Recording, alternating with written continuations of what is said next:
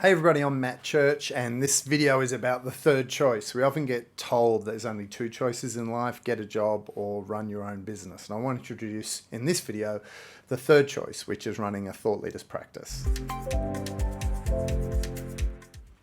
Okay, so a practice is really different to a business. And as far as the tax office or the registered groups in your country are going to think it's going to smell like a business and act like a business, but it's not. A thought leaders practice is an exertion model, and it's based on you selling your time under your name. One of my favorite books of all time is The E-Myth by Michael Gerber, where he talks about get your name off the door, put systems in place, particularly if people are the problem, and create some distance. So essentially what he's saying is turn the business into an object that is separate of you so you can sell it. And that's really good advice for a business, but it's really bad advice for a practice. When you're running a practice, our proposition is that you're going to trade time for money. So you're going to work in delivery 50 to 200 days a year with one or maybe two staff, and you're going to earn half to 1.5 million.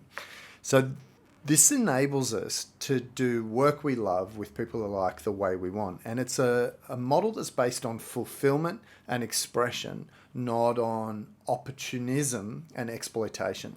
So in the entrepreneurial mindset, we see an opportunity in the market and we exploit it. And I like that as an idea. I'm not against it as an idea. But when fulfillment is your goal, then what you're doing is it's actually not about exploiting opportunities. What it's about is exploring the things that bring you joy.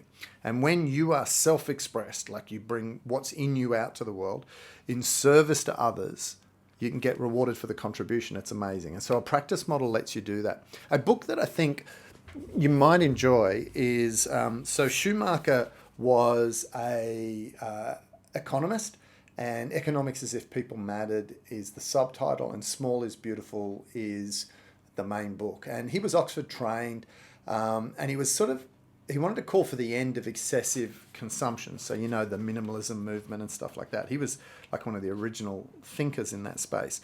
But there's one chapter in here, chapter number 4, that's called Buddhist Economics. And I'm not a Buddhist, and yet I like a lot of the Buddhist philosophies, particularly the work in no self and disidentification or dissolution of self.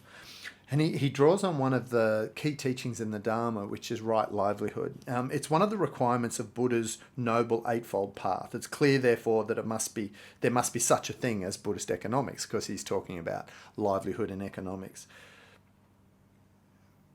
What he goes on to speak about is that being close to the delivery of value or the exchange of value is a great way to live a very fulfilling life of service. And the practice model that we unpack in the Green Book, the Thought Leaders Practice, is all about that. It's about helping you get into a labor of love, as opposed to find financial freedom by leveraging other people's time and money, which is the classic business model. And when you're in a business, you're trying to start, grow, and exit it for Lotto-like figures in under 5 years.